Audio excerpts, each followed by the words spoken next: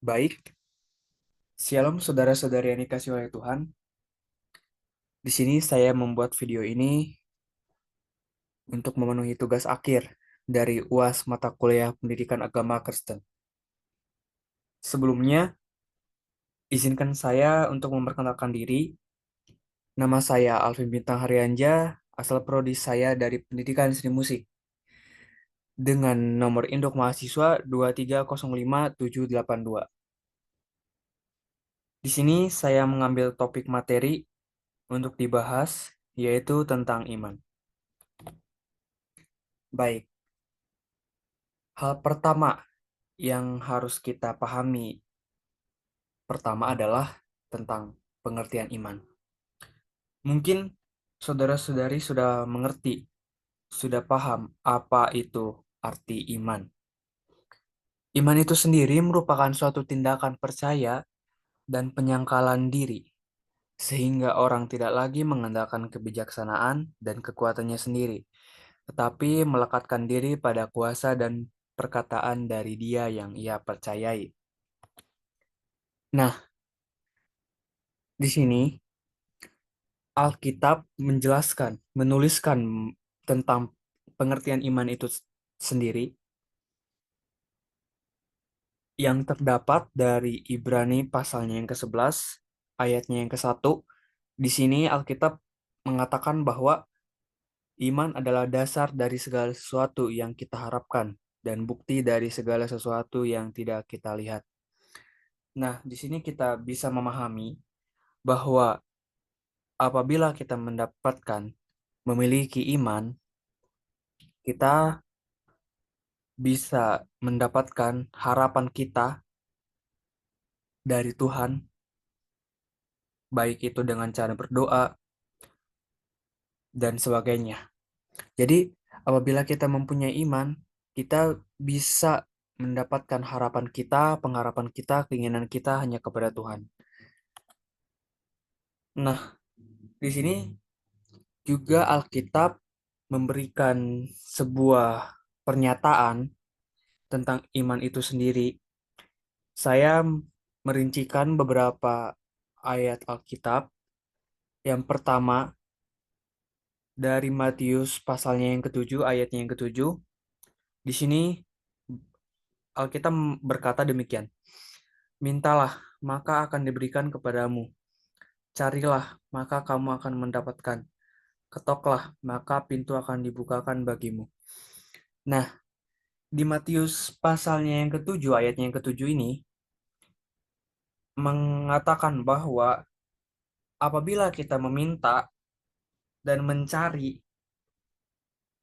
untuk mendapatkan keinginan kita, kita harus mencari itu dengan cara yaitu berdoa kepada Tuhan. Apabila kita berdoa kepada Tuhan, meminta, yakinlah bahwa Tuhan akan membukakan pintunya untuk kita bisa mendapatkan apa yang kita inginkan. Selanjutnya, dari Lukas pasalnya yang ke-11 ayat 9 yang berkata, oleh karena itu aku berkata kepadamu, mintalah, maka akan diberikan kepadamu. Carilah, maka kamu akan mendapatkan. Ketoklah, maka pintu akan dibukakan bagimu. Ayat Alkitab yang dituliskan dalam Lukas pasal yang ke-11 ayat 9 juga mengatakan bahwa apabila kita mencari keberadaan tentang apa yang kita inginkan kepada Tuhan, maka kita akan bisa mendapatkannya itu dengan kita berdoa kepada Tuhan, maka kita akan mendapatkan apa yang kita inginkan. Selanjutnya, dari Yohanes pasalnya yang ke-14 ayatnya yang ke-13 berkata, dan apa juga yang kau minta dalam namaku, aku akan melakukannya, supaya Bapa dipermuliakan di dalam anak. Selanjutnya dari Yakobus pasalnya yang keempat, ayatnya yang kedua, juga berkata, kamu mengingini sesuatu, tapi kamu tidak memperolehnya. Lalu kamu membunuh. Kamu iri hati, tetapi kamu tidak mencapai tujuanmu. lalu kamu bertengkar dan kamu berkelahi. Kamu tidak memperoleh apa-apa karena kamu tidak berdoa. Nah, di sini kita bisa memahami, apabila kita tidak berdoa, tidak mencari Tuhan, itu bisa dikatakan kita ya sulit ya kita sulit gitu untuk mendapatkan apa yang kita inginkan karena kita tidak mencari Tuhan, tidak mencari keberadaan Tuhan untuk bisa kita mendapatkan apa yang kita inginkan. Jadi, untuk kita bisa mendapatkan keinginan kita itu, ya kita harus berdoa, kita harus mencari Tuhan itu untuk bisa mendapatkan apa yang kita inginkan. Jadi meminta, kita tidak bisa meminta dan harapan kita hanya begitu saja. Jadi kita juga harus bisa mencari Tuhan, kita berdoa supaya bisa apa yang kita inginkan itu terkabul. Lalu di Lukas pasal yang ke-11 ayatnya 10 juga mengatakan bahwa karena setiap orang yang meminta menerima dan setiap orang yang mencari mendapat dan setiap orang yang mengetok baginya pintu dibukakan. Nah, di sini semakin jelas bahwa semakin kita mencari, semakin kita rajin sering berdoa kepada Tuhan, maka apa yang kita minta, apa yang kita inginkan, apabila kita dengan cara berdoa kepada Tuhan, rajin berdoa, maka kita semakin cepat, semakin mudah untuk mendapatkan apa yang kita inginkan. Karena sudah dijelaskan bahwa kita mencari, kita akan menerima dan kita apabila mendapatkan semua itu, kita akan mendapat eh, ketukan pintu dari Tuhan. Jadi kita tidak boleh menyia-nyiakan, kita harus sering-sering berdoa kepada Tuhan untuk meminta apa yang kita inginkan. Baik, selanjutnya di sini ada aspek-aspek iman. Aspek iman yang pertama ada keyakinan dan keselamatan melalui iman. Yang kedua otoritas Alkitab. Yang ketiga sola fide. Yang keempat sola gratia. Yang kelima sola scriptura. Keenam pelayanan dan persekutuan. Ketujuh peran Roh Kudus. Baik, kita jelaskan top eh, yang nomor pertama dulu. Di sini yang nomor pertama, yang pertama ada keyakinan akan keselamatan melalui iman. Di sini penekanan pada kepercayaan bahwa keselamatan manusia hanya dapat dicapai melalui iman dalam Yesus Kristus. Nah, di topik yang pertama ini, keyakinan akan keselamatan melalui iman. Ini dicapai melalui iman dalam Yesus Kristus. Kita sebagai umat yang percaya, memang kita sudah mendapatkan anugerah dari Tuhan dengan penebusan dosa dari Tuhan Yesus yang sudah disalibkan dan mati dan dikuburkan. Tetapi kita harus bisa memahami bahwa apabila kita ingin mendapatkan keselamatan itu, iman itu tidak cukup untuk kita mendapatkan keselamatan. Karena iman tanpa perbuatan itu, yaitu sama saja membohongi diri kita sendiri. Itu membohongi iman kita. Jadi iman tanpa perbuatan yang hanya dapat dilalui atau yang dapat diterima melalui Yesus saja itu tidak cukup. Jadi di sini kita mendapatkan penekanan bahwa kepercayaan untuk mendapatkan keselamatan dari iman kita itu tidak cukup hanya dari Yesus Kristus saja, tetapi harus ada dari perbuatan kita untuk mendapatkan keselamatan itu sendiri. Selanjutnya, yang kedua ada otoritas Alkitab. Di sini otoritas Alkitab yaitu pengakuan Alkitab adalah otoritas tunggal dalam kehidupan. Nah, di sini bisa dijelaskan bahwa bisa dimaksudkan bahwa otoritas Alkitab itu Alkitab menjadi otoritas mengartikan bahwa Alkitab adalah wibawa atau berkuasa dalam kehidupan kita sebagai orang percaya. Kita sebagai orang yang percaya pasti selalu mengandalkan iman dalam pengakuan Alkitab. Karena di Alkitab itu sebagai satu-satunya aspek untuk meningkatkan kepercayaan iman kita. Kita bisa memahami bahwa Alkitab dapat memberikan kita pengetahuan lebih tentang iman itu sendiri. Jadi aspek iman yang paling penting yang kedua ini adalah tentang Alkitab. Karena Alkitab sebagai otoritas tunggal yang harus kita miliki untuk meningkatkan kepercayaan iman kita. Selanjutnya yang ketiga ada sola fide. Di sini sola fide ini bermaksud mengatakan bahwa keselamatan hanya dapat diperoleh melalui iman, bukan oleh perbuatan atau usaha manusia. Nah, seperti yang tadi dijelaskan di poin yang pertama, poin yang pertama kan tadi menyatakan keyakinan akan keselamatan melalui iman dalam Yesus Kristus. Nah, di poin yang ketiga, di sini semakin dijelaskan bahwa untuk mendapatkan keselamatan itu, kita mempunyai, harus memiliki perbuatan atau usaha terlebih untuk mendapatkan keselamatan itu. Jadi, apabila kita tidak mempunyai keselamatan, eh, apabila kita tidak mempunyai eh, iman dengan perbuatan kita, itu sama saja membohongi diri kita sendiri, terlebih iman.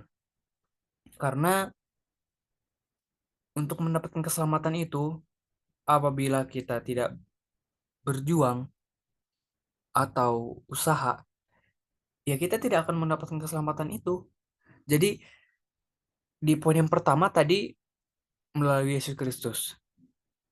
Jadi kita emang bisa mendapatkan iman itu dengan dari Yesus, tapi kita juga harus bisa mendapatkan iman itu dari usaha kita, dari perbuatan kita selama di dunia gitu. Jadi dengan kita melakukan perbuatan atau usaha kita untuk mendapatkan keselamatan itu, kita akan lebih mudah untuk mendapatkan keinginan kita untuk mendapatkan keselamatan yang kita inginkan. Selanjutnya ada sola gratia. Nah, di sini sola gratia eh, adalah anugerah Allah yang diberikan kepada manusia secara cuma-cuma, bukan karena usaha.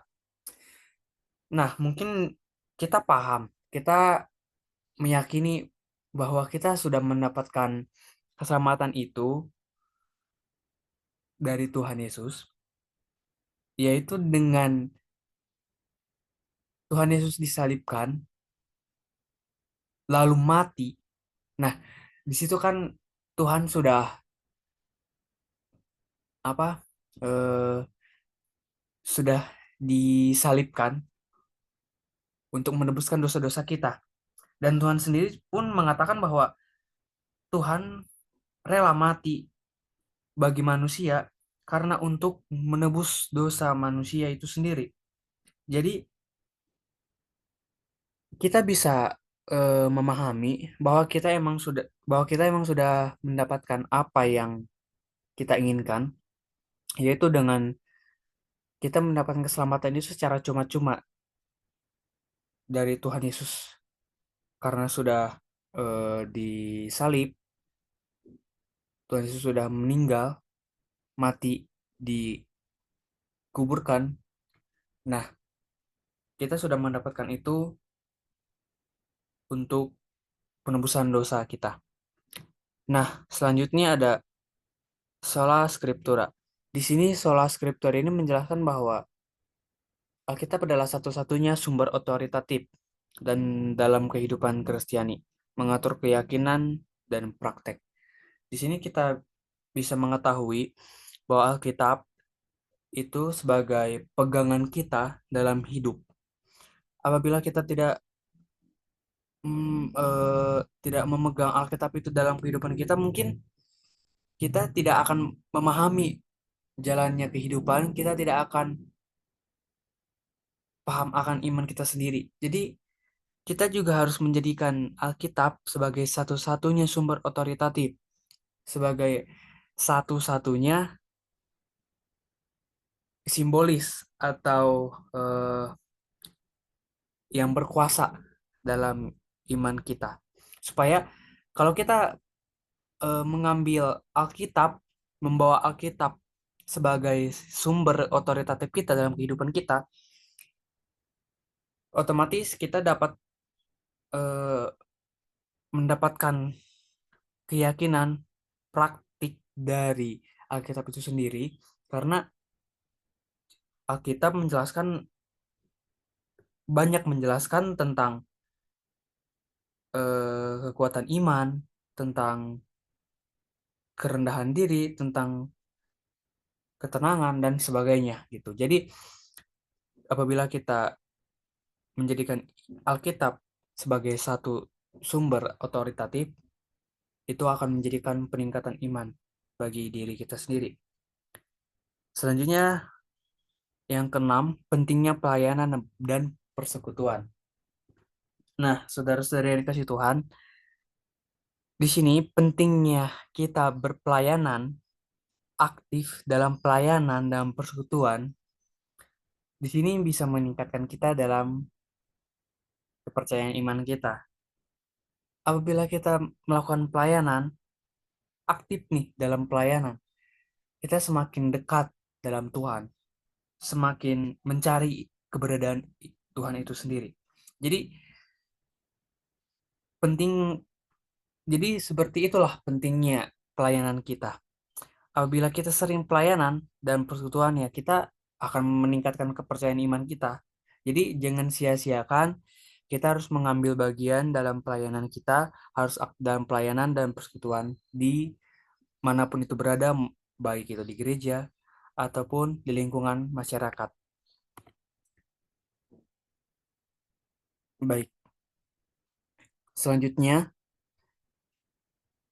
kita meyakini bahwa iman tanpa perbuatan itu pada hakikatnya adalah mati. Seperti yang seperti yang tertulis dalam Yakobus pasalnya yang kedua ayat yang ke-14 berkata, apakah gunanya, saudara-saudaraku, jika seorang mengatakan bahwa ia mempunyai iman, padahal ia tidak mempunyai perbuatan? Selanjutnya, ada juga dari Yakobus pasalnya yang kedua ayat yang ke-17 yang berkata, demikian juga halnya dengan iman. Jika iman itu tidak disertai perbuatan, maka iman itu hakikatnya mati. Nah, di sini kita mengerti bahwa kita mempunyai iman, kita harus melandasi dengan perbuatan kita. Kita tidak boleh hanya sekedar mempunyai iman, tetapi kita tidak bisa melakukan perbuatan sesuai dengan apa yang kita lakukan gitu dalam iman. Jadi, kalau kita mempunyai iman, yang jelas kita harus memberikan perbuatan kita, menyatakan perbuatan kita dengan hal baik. Ya, contohnya dengan cara kita mempunyai iman, kita harus rajin beribadah ke gereja, membaca Alkitab, lalu kita eh, berkata dengan baik gitu. Jadi tidak berkata kasar. Itu sudah menjadi perbuatan kita pada iman kita. Jadi apabila kita mempunyai iman, kita harus melandasinya dengan perbuatan juga. Nah, sumber-sumber iman itu supaya kita makin memperkuat iman kita, kita harus memiliki sumber-sumber iman. Yaitu sumber-sumber iman itu bisa kita dapatkan melalui Alkitab, ajaran-ajaran dari Yesus Kristus, pengajaran gereja, dan pengalaman rohani ataupun kelompok komunitas. Nah, di sini dimaksudkan bahwa yang pertama, di sini kita harus mempunyai sumber iman melalui Alkitab. Yang sudah dijelaskan tadi, bahwa kita sebagai umat yang percaya, yang mempunyai iman, kita harus berpegang teguh, harus menjadikan Alkitab sebagai otoritatif. Karena di Alkitab berisikan ajaran-ajaran yang baik, ajaran-ajaran yang sudah Tuhan berikan kepada kita, dan di Alkitab juga sudah dijelaskan untuk memperkuat iman kita. Sudah banyak di situ eh, ayat-ayat yang untuk memperkuat iman kita. Jadi jadikanlah Alkitab itu sebagai sumber iman kita untuk menguatkan iman kita. Selanjutnya, ajaran-ajaran dari Yesus. Nah, kita harus mengingat ajaran-ajaran Yesus untuk menguatkan tentang iman kita. Apabila kita tidak ingat tentang ajaran-ajaran Yesus, ya kita semakin terjerumus untuk ke jalan yang lain gitu. Nah, selanjutnya ada pengajaran gereja. Di sini juga kita bisa mengambil sumber dari pengajaran gereja, terutama dari peribadahan kita. Apabila kita ibadah baktian di gereja, kita bisa mengambil pengajaran gereja itu dari pendeta. Kita bisa mendapatkan pengajaran gereja dari pendeta, apa yang pendeta itu katakan di khotbah. Kita bisa mengambil eh, pengutusan dari apa yang sudah pendeta itu katakan. Nah, selanjutnya ada pengalaman rohani ataupun kelompok komunitas. Nah, yang dimaksudkan dalam pengalaman rohani ataupun kelompok komunitas ini, kita bisa mengambil pengalaman rohani, kita harus, contohnya seperti kita mengambil komunitas, kita mendapatkan komunitas. Nah, di situ kita bisa sharing, bisa bertukar cerita tentang iman itu sendiri. Jadi, kalau kita mempunyai komunitas, kita banyak mencari pengalaman, harus mencari pengalaman terus-menerus untuk kita meningkatkan iman kita semakin kuat. Jadi kita harus eh, dengan cara kita mendapatkan kelompok komunitas, kita bisa sharing apa apalagi kita bisa mendapatkan orang yang lebih tua daripada kita. Nah, kita semakin paham, kita semakin dapat ilmu lebih, semakin dapat eh, sumber lebih untuk memperkuat iman kita itu sendiri. Nah, manfaat dari segi iman itu apa sih? Gitu ya. Kan kita mempunyai iman itu pasti ada manfaatnya. Dengan kita memiliki iman atau kepercayaan iman, kita akan mendapatkan kekuatan, ketenangan, dan harapan dalam kehidupan kita. Nah, seperti yang tadi dikatakan, bahwa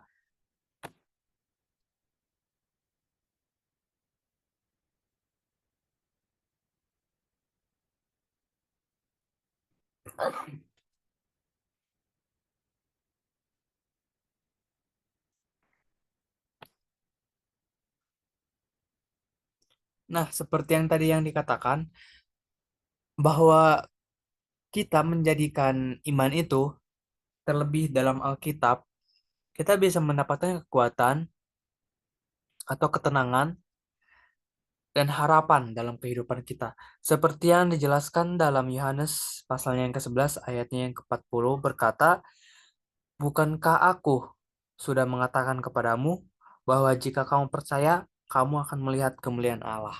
Nah, Di sini sudah semakin jelas. Jadi apabila kita percaya, kita mempunyai iman, kita akan mendapatkan semuanya itu, baik itu kekuatan, ketenangan, dan pengharapan kita dalam kehidupan kita. Jadi pentingnya iman dan manfaatnya itu sendiri, yaitu kita akan mendapatkan kekuatan, kita akan mendapatkan kekuatan dari Tuhan untuk semisal kita bersedih, kita berdoa kepada Tuhan, kita akan mendapatkan eh, ketabahan, kita akan mendapatkan kekuatan dari Tuhan, ketenangan, dan harapan juga. Kita akan bisa mendapatkan harapan yang lebih baik. Kita akan mendapatkan apa yang kita inginkan apabila kita percaya dan melihat kemuliaan Allah itu sendiri. Begitu kira-kira. Nah, di balik kita mempunyai iman dan manfaat iman itu sendiri, kita pasti mendapatkan tantangan dalam mempertahankan iman kita. Kita mempertahankan iman kita ini sendiri tidak mudah, ya. Tidak tidak mudah, bisa dikatakan tidak mudah karena selalu ada eh, keraguan atau jalan yang keluar gitu dari kepercayaan kita. Jadi mempertahankan iman ini bisa menjadi tantangan karena yaitu dunia selalu menawarkan godaan dan keraguan. Jadi penting untuk memiliki komunitas yang mendukung, berpegang pada nilai-nilai yang kuat dan memperkuat hubungan dengan Tuhan melalui doa dan refleksi. Nah, jadi di sini kita untuk karena eh, ada tantangan dari iman kita ini. Nah, untuk kita supaya tidak terjerumus atau kita bisa menghilangkan tantangan dalam mempertahankan iman kita, ya salah satunya kita harus sering-sering berdoa, sering-sering mengucap syukur kepada Tuhan, membaca Alkitab, beribadah. Nah, dari situ kita bisa meningkatkan iman kita, kita bisa menjauhkan eh, godaan-godaan yang tidak sepantasnya yang kita dapatkan gitu. Selanjutnya untuk strategi untuk memperkuat iman. Nah, kita harus mempunyai strategi untuk memperkuat iman. Yang pertama, membaca Alkitab secara teratur. Di sini memang tidak mudah untuk kita membaca Alkitab secara teratur. Terkadang kita untuk membaca Alkitab kan, waduh, susah, sulit nih gitu untuk membaca Alkitab secara teratur. Jadi, tapi kita harus mempunyai strategi perlahan untuk membaca Alkitab. Tidak tidak usah secara teratur, tetapi kita setidaknya kita mempunyai strategi yaitu membaca Alkitab, memahami perlahan apa itu tentang Alkitab itu sendiri. Selanjutnya yang kedua, doa. Di sini doa sangat penting untuk strategi memperkuat iman kita. Karena dengan kita berdoa, kita semakin mendekatkan diri kepada Tuhan, kita semakin mencari keberadaan Tuhan itu sendiri. Jadi kita harus saling, kita harus sering-sering berdoa supaya kita bisa semakin dekat kepada Tuhan dan kita bisa memperkuat iman kita. Selanjutnya yang ketiga, mengikuti persekutuan dan ada pelayanan juga. Nah, di sini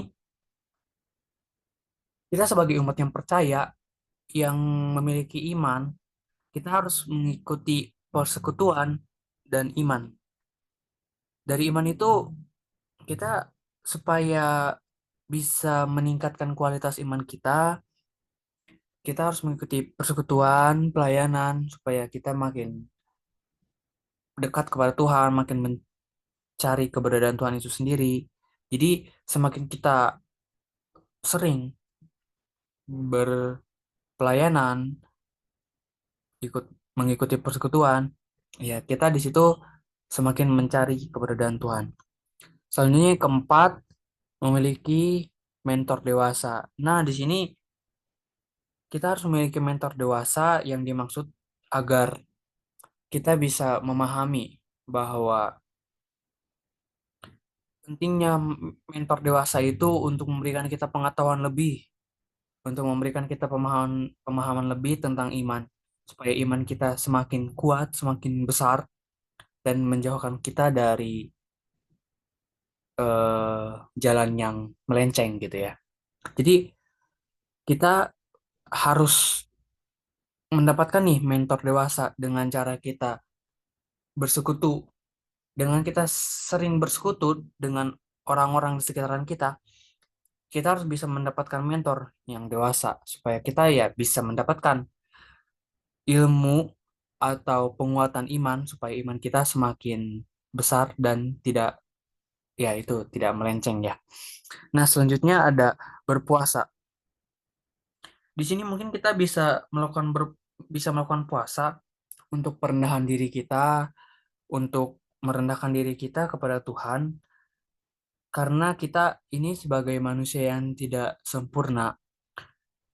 Jadi kita untuk meningkatkan iman kepercayaan kita, kita harus bisa merendahkan diri dengan cara berpuasa. Kita bisa berpuasa untuk merendahkan diri kita. Jadi semakin kita berpuasa, semakin kita sering berpuasa, kita bisa mendapatkan eh, keberadaan Tuhan.